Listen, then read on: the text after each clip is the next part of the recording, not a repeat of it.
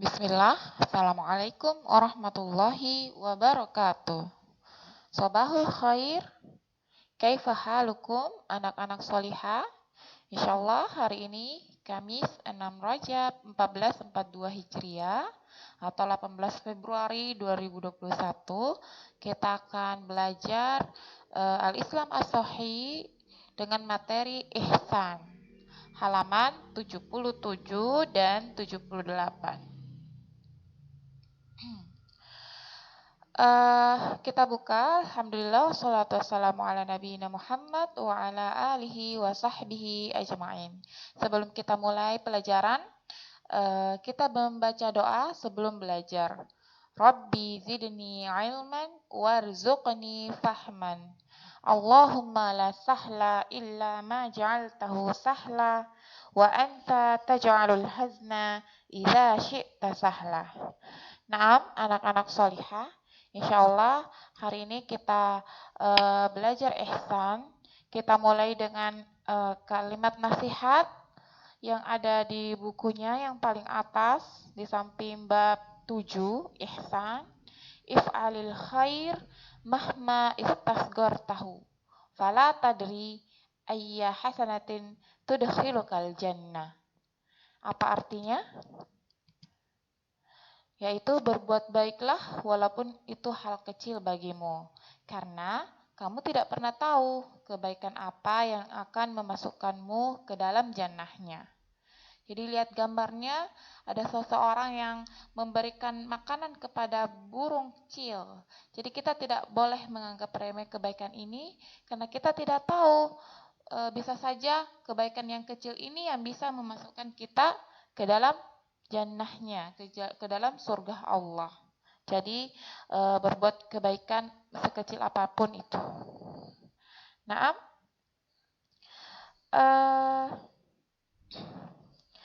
ketika kalian berbuat amalan kebaikan dan perbuatan itu selalu kalian niatkan untuk Allah, kemudian ketika terbesit niat di hati untuk berbuat keburukan, maka kita tidak jadi mengerjakannya karena merasa diawasi oleh Allah. Maka itulah hakikat ihsan. Jadi hakikat ihsan. Jadi kalian akan berbuat amalan ketaatan dan perbuatan yang kalian niatkan hanya karena Allah. Jadi kalian tidak akan, kalau misalnya mau berbuat keburukan, maka kalian tidak jadi mengerjakannya karena kalian merasa diawasi oleh Allah, kalian dilihat oleh Allah, ya. Jadi hasilnya akan beda. Jadi orang yang mengerjakan kebaikan karena Allah, dia tidak akan lepas dari kebaikan-kebaikan tersebut, dan dia tidak larut dalam kekecewaan jika hasil di dunia tidak didapatkan. Nah, jadi kita niatkan semua kebaikan yang kita lakukan hanya untuk Allah. Belajar kita niatkan misalnya untuk Allah, kita menyimak video pembelajaran dari sekolah, kita niatkan hanya karena Allah, bukan karena, oh ini tugas dari guru kita, kalau tidak nanti tidak dapat nilai. Nah, itu beda hasilnya. Kalau kalian niatkan karena Allah, kalian akan mendapatkan pahala. Dan kalian akan menjadi sebaik-baik manusia dalam pandangan Allah, bukan karena kedudukan, bukan karena kekayaan, bukan karena kecantikan atau profesi. Itu bukan itu yang dinilai oleh Allah. Jadi membalas kebaikan orang lain dengan kebaikan yang serupa atau lebih dari itu merupakan hal yang mulia. Lebih mulia lagi saat kita membalas kejahatan lain dengan kebaikan. Akan tetapi mampukah kita? Insya Allah kita usahakan ya. Nah, kita akan mempelajari lebih lanjut tentang ihsan. Nah, apa sih itu ihsan? Tadi kita baru menerangkan tentang hakikat. Apa sih sebenarnya hakikat ihsan? Nah, apa sih pengertian ihsan selanjutnya?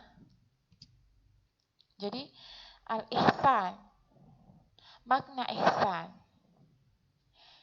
Jadi ihsan secara bahasa artinya berbuat baik, menyempurnakan sesuatu.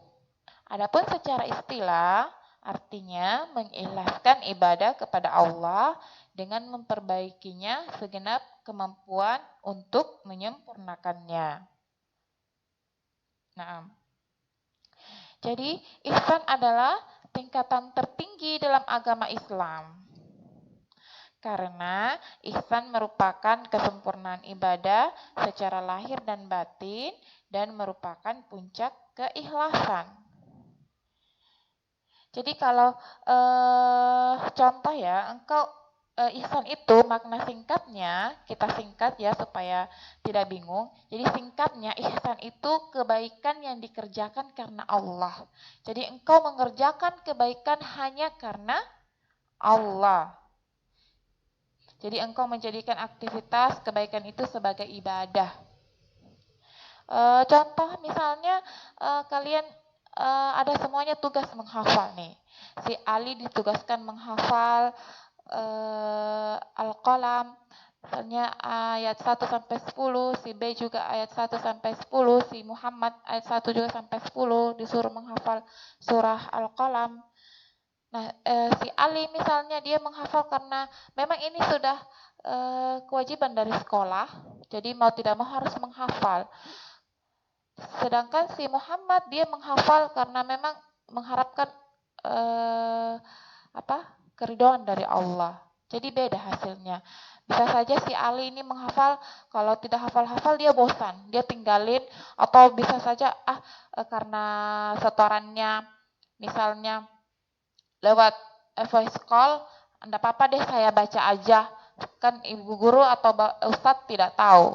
Nah, beda dengan si Muhammad karena dia niatkan karena Allah, jadi dia menghafal meskipun misalnya dia susah, dia berusaha terus, berusaha sampai bisa, dan dia tidak pernah terbersit dalam hatinya untuk berbuat kecurangan. Misalnya, aku mau deh seperti Ali, saya baca aja ini voice call-nya, kemudian saya kirim ke ustadz atau ke ibu guru, kan nggak ditahu, ibu gurunya nggak tahu, dia nggak lihat. Nah, ini beda ya. Jadi kalau kita beribadah karena Allah, kita niatkan karena Allah, ketika ada terbersit dalam hati kita berbuat keburukan, kita ya Allah, astagfirullah, istighfar, ya Allah, ini tidak boleh. Karena mungkin ibu guru tidak tahu, ustadz tidak tahu, tapi Allah maha mengetahui. Allah melihat perbuatan saya. Jadi kita merasa diawasi oleh Allah. Jadi untuk berbuat keburukan itu kita tidak mau, karena kita tahu ada Allah. Meskipun misalnya ibu guru tidak lihat, ustadz tidak lihat, atau abi umi di rumah tidak lihat, ada Allah yang lihat. Jadi kita takut. Ya Allah, saya takut berbuat curang. Misalnya di Zoom atau misalnya PH, saya takut buka buku. Jadi kalau misalnya kalian mengerjakan karena Allah, kalian akan takut berbuat kecurangan. Kecuali kalau misalnya, ini kan karena disuruh sama bu guru lah, niatnya beda. Enggak apa-apa deh saya nyontek daripada saya dapat nilai remedial, misalnya dapat nilai 50, mendingan saya nyontek aja. Beda misalnya kalau dia niatkan sama Allah, untuk Allah, dia tidak berani menyontek. Karena dia tahu ada Allah yang awasi. Jadi sebaik-baik Allah yang melihat, dia lebih takut, ya Allah aku takut dilihat sama Allah. Ya, seperti itu. Apalah ibu guru dan ustadz ya. Jadi kita takut karena ada Allah yang melihat kita. Bukan karena takut, karena ada ibu guru, ada ustadz, ada umi mungkin, ada abi, nanti dimarahin. Ya, seperti itu ya Solihah, mudah-mudahan dipahami makna ihsan ini. Jadi singkatnya, makna ihsan itu adalah kebaikan yang dikerjakan karena Allah. Nah, selanjutnya, rukun ihsan. Apa sih rukun ihsan? Ada berapa ya? Kalau rukun iman udah tahu, ada berapa rukun iman? Ada 6. Rukun Islam ada berapa? Ada 5. Kalau rukun ihsan ada berapa? Hanya ada 1. Apa itu? Engkau beribadah kepada Allah seolah-olah melihatnya. Jika engkau tidak bisa melihatnya, maka sesungguhnya dia melihatmu. Nah, dalilnya dalam firman Allah Subhanahu wa taala, A'udzu billahi minasyaitonir rajim. Innallaha ma'al ladzina taqaw wal ladzina hum muhsinun. Artinya, sesungguhnya Allah bersama orang-orang yang bertakwa dan orang-orang yang muhsin. Quran Surah An-Nahl ayat 128. Jadi ini adalah rukun ihsan. Hanya satu. Jadi kita beribadah kepada Allah. Jadi kita sholat seolah-olah kita, jadi karena Allah melihat kita seolah-olah kita, Allah mengasihi kita perbaiki sholat kita karena Allah, kita tidak cepat-cepat, apalagi buru-buru. Kita perbaiki, kita hayati, kita sholat dengan baik, gerakannya dengan baik, menjaga bacaannya, tidak buru-buru, karena kita merasa diawasi oleh Allah. Nah, bayangkan kalau misalnya kalian di kelas disuruh sama bu guru untuk praktek sholat, kalian mungkin perbaiki dengan baik karena ada guru yang melihat kalian, ada ustadz. Ada ustadz, saya mau perbaiki deh sholatku, pergerakannya, bacaannya, supaya dapat nilai tinggi, seperti itu misalnya.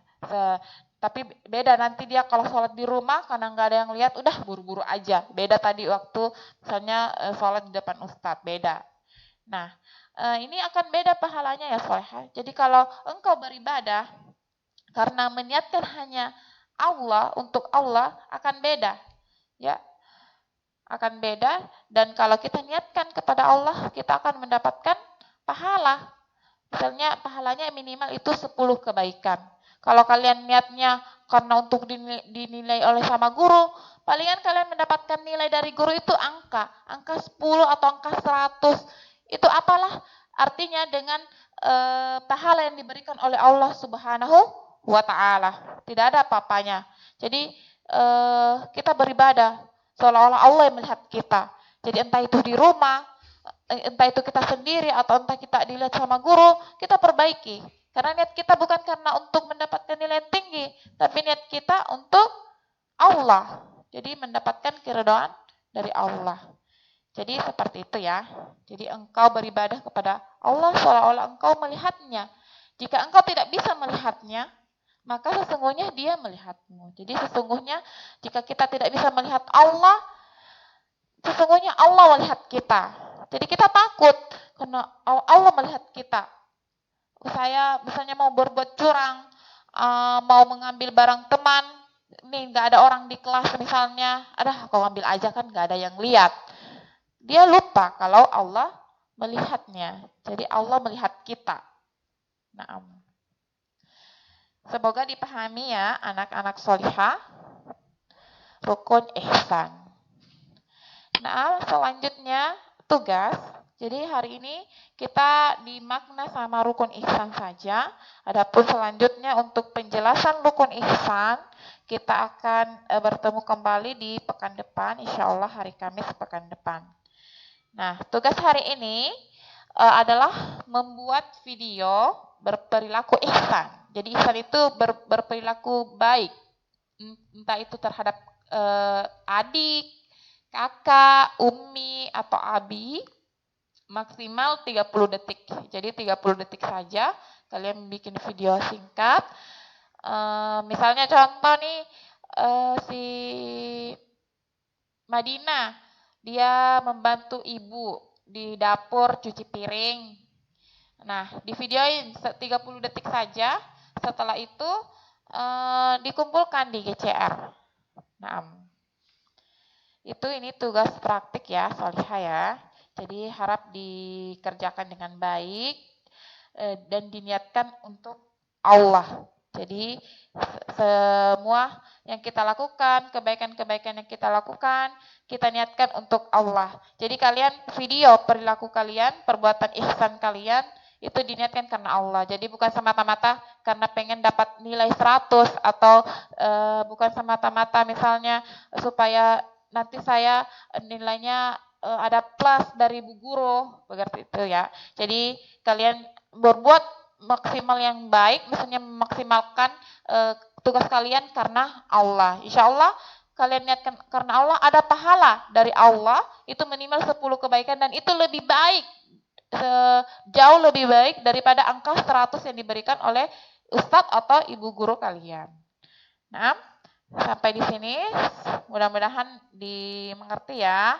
Kalau misalnya ada yang tidak dipahami, silahkan bertanya kepada guru dinia masing-masing di kelasnya ya, ustadz dan ustazah.